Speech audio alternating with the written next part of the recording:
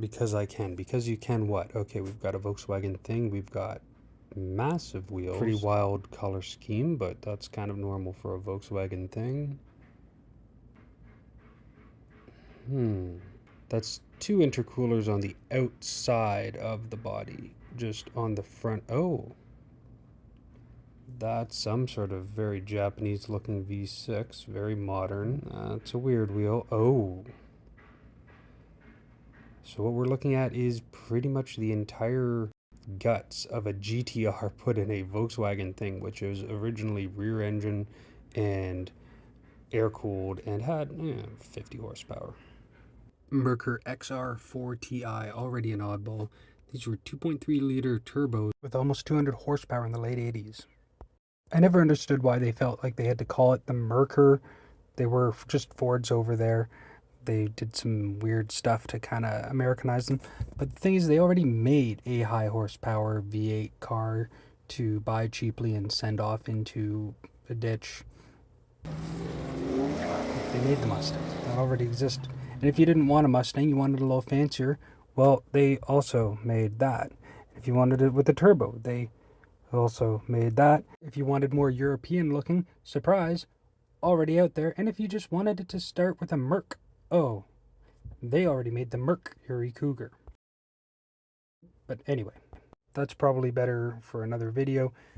This car had a bunch of stuff done to it to make it look more like the Sierra Cosworth, which was basically the European version that was badged as a Ford. The Cosworth, as you would imagine, came with a Cosworth engine, which was a little lighter, had aluminum head, revved higher, was just in general more of a race unit, whereas the Merkur came with a engine that originally came in the Pinto. Pinto engines are actually pretty good, but they're real heavy. That's not what this has, though. Let's take a look. We have the EcoBoost 2.3 direct injection turbo motor from a Ford Mustang. Stock about 310 horsepower. They claimed 500 when this car was shown at SEMA. Here we've got an absolutely pristine early Caprice. This is a 77, 78, 79, something like that. These early ones are really rare.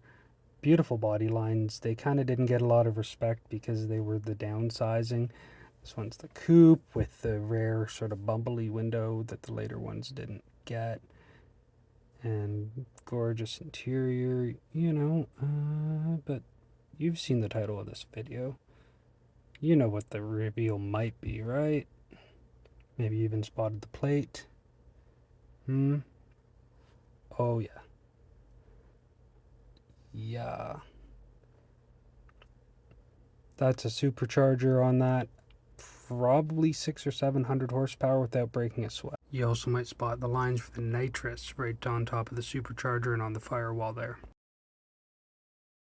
Next up, another 70s Chevy that doesn't get a lot of respect.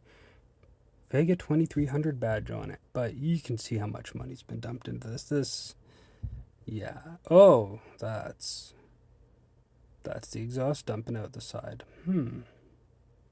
Those are some tires wider than your mom. Okay. Oh. Not only do we have dual carbs on a tunnel ram, it is a small block, but obviously a long way from stock. We've got nitrous there. Fieros, these were notorious for being a car that they finally put a decent engine in and then immediately canceled. This is a later one that could have come with the V6. Would have been a 2.8 with about 150 horsepower. That's not 150 horsepower. This is a 3.8 that they used in a lot of the mid-sizes, supercharged, more like about 300 horsepower. They sound wicked too. This is a very similar swap in another Fiero.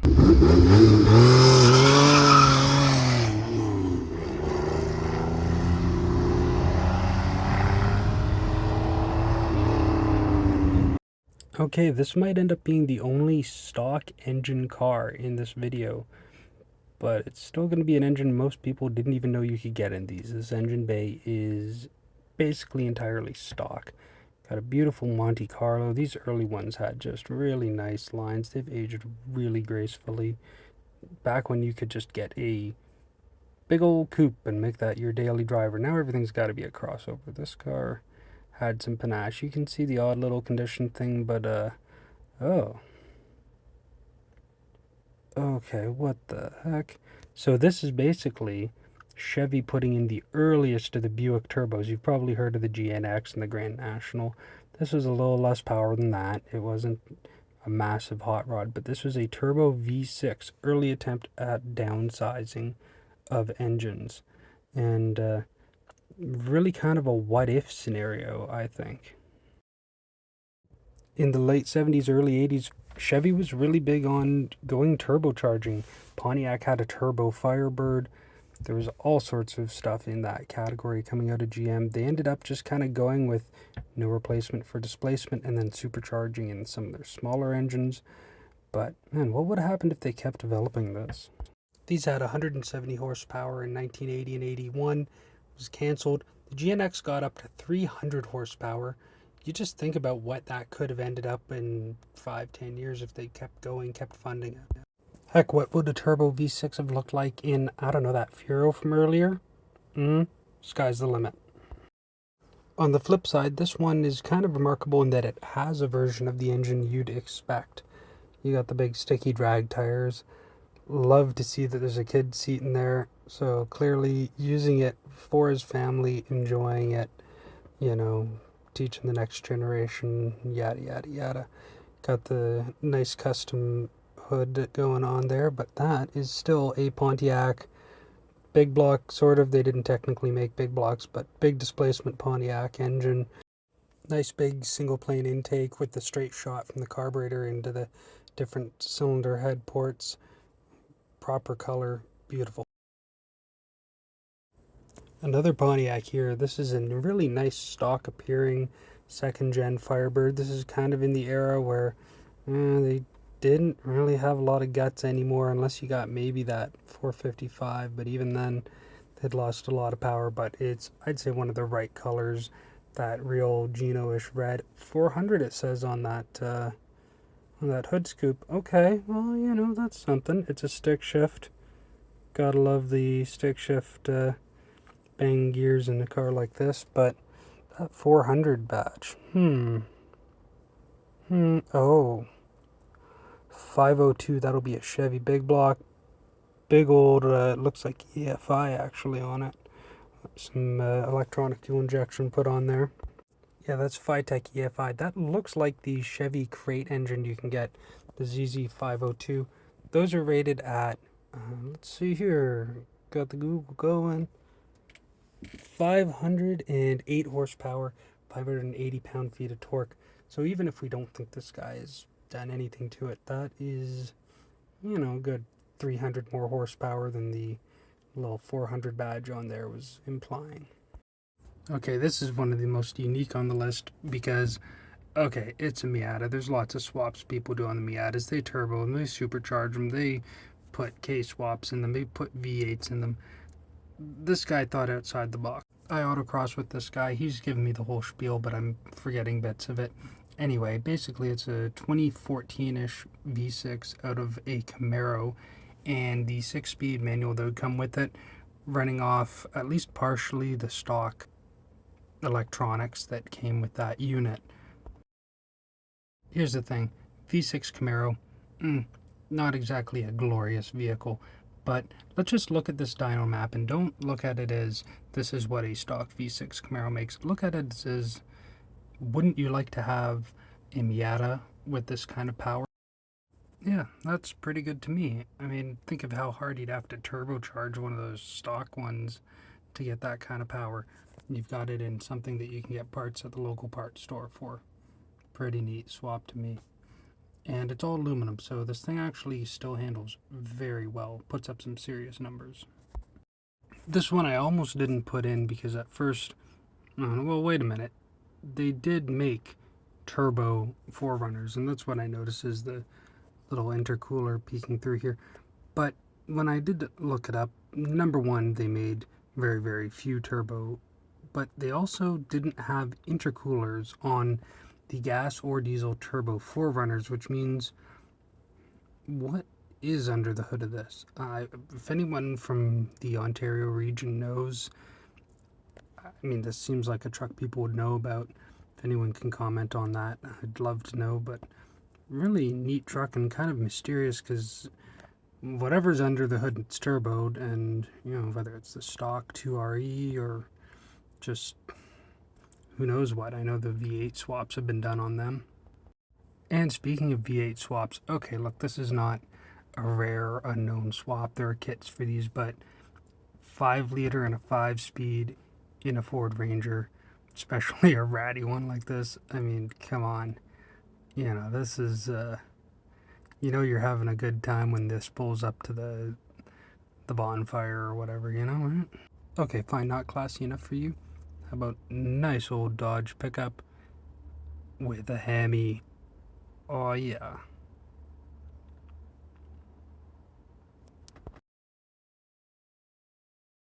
Okay, fine. You want weirder? You want more obscure? Yeah, I didn't know they made a diesel Scout. Wait a minute. Wait a gosh darn. Okay, fine, it was an LS swap, but there's something real weird about doing that to a diesel Scout. Next up, we've got a 1942 Packard. It's a real wild custom. It kind of looks like it came that way at a glance, but that's a V12 from an early 90s Jaguar. Probably only good for about 300, maybe 350 if he's done stuff to it. Probably only about 300 to 350 horsepower, but beautifully integrated. We've got real white walls and real wire wheels. Beautifully done top. You gotta have a pretty neat custom to just have your plate say the one, but man, that is pretty neat custom.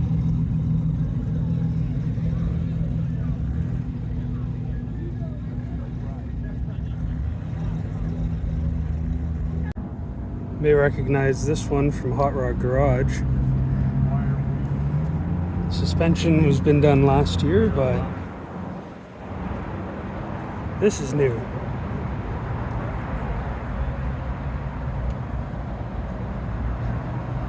It's got a 6-speed automatic behind it. They've gotten real creative with the tubing.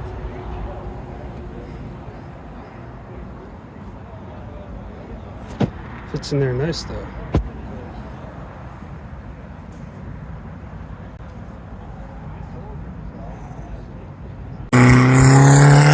Blasting onto the screen here, another car from local autocross, usually runs at Oshawa Motorsports Club. This is a Lotus Europa. They've actually shoved in the drivetrain from a newer Volkswagen 1.8, like from a GTI with the turbo in it.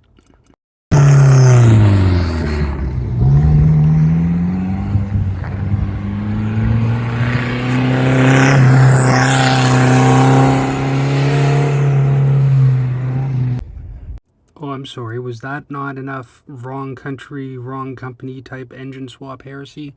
Alright, check this out, because this one really blew my mind when I saw it at the Throttle House meet last year, actually. Whatever engine you think is going to be in this Mustang II, you're wrong. What you're looking at is an SR20 DET. This is the proper JDM one with the ball bearing turbo and all that. Stock, we're talking about 250 horsepower. It's tuned, got a really good exhaust, got a water to air intercooler setup. So we're talking somewhere over 300 easily, but sky's kind of the limit with one of those. Really cool. I ended up running into this guy online, and he sent me the album that had all the build pictures. The amount of times this guy had to take the engine in and out, the amount of fabrication that went into this, really impressive build. If you can build an SR20 DET swapped Mustang II right, this is building it right, I guess. It's got a roll cage, it's got a fuel cell in it. It's really actually done to a pretty racy standard on the inside, considering that it's still running BFG raised white wall tires and all that kind of stuff on the outside. Really neat stuff. Cavalier. This is a 24. It's got a carbon fiber hood. And it's supercharged. Okay. This is another car I autocross with. It's a TR6 Triumph. Looks stock other than some very wide wheels. Under the hood though is a fairly mild 350 Chevy. boring in a hot rod or a truck. In a car that weighs less than 2,500 pounds, it's reliable and it's a rocket. Ken here's been coming first or second in a lot of autocrosses for a decade in this thing. What kind of car actually gets more reliable and more powerful when you put a non-turbo rotary in it? This engine B here. They call these rotor Bs. That's a pretty common swap actually, and a lot of fun. Not that fast, but a lot of fun and easy to work on too. Okay, fine. Maybe that one would be better with the supercharger or a turbo. How about both? This one's got a supercharger that works at lower RPM, and then the turbo kicks in once it builds boost. So this thing's just a rocket. Maybe the single quickest car, at least seat of the pants, I've ever ridden in. You can hear in this clip the turbo and the supercharger. There's the blow off and the whine of the supercharger. This thing has somewhere around 300 horsepower, I think, but crazy quick, just trust me.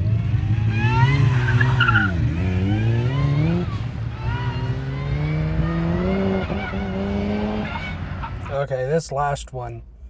Okay, so this is a Yugo. This is also a Yugo.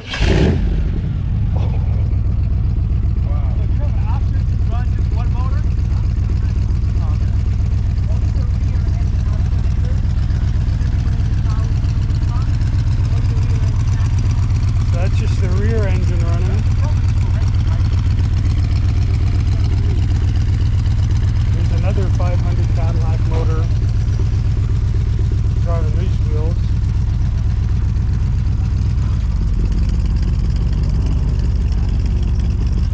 But the whole body is actually widened by about 6 inches.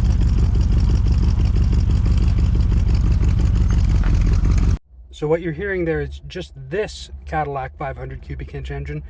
This one, he doesn't even bother running for most of his drives.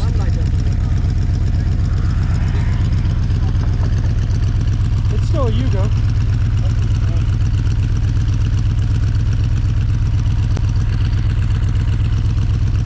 You can still tell outside, the guy tapping on the lights there and all that, that is Addy Gill, who is... Talk about a Hollywood eccentric. He's worth some number of hundreds of millions of dollars. He was big into projectors and stuff, and what he does now is basically just car stuff and saving the whales type advocacy. He actually had a Sea Shepherd vessel named after him that he, I believe, bought for them, and then there was a whole lawsuit because they used it to ram it into a whaling ship, which, hey, honestly, ram into whaling ships all you want, but boy, you talk about an eccentric. Really cool dude. He was actually quite nice when I talked to him briefly. Also in his collection is some sort of World War II tank that he likes to drive around. Yeah, it's Yugoslavian. Never heard of it until today. Look up what that looks like in the base form. You won't even... That's what we were doing. It's...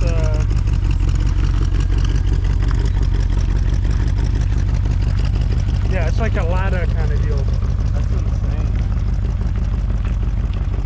Crazy thing is, if you knew how to drive it, that is almost certainly the quickest car around the track here. Probably, yeah. Like, if not the quickest. Yeah.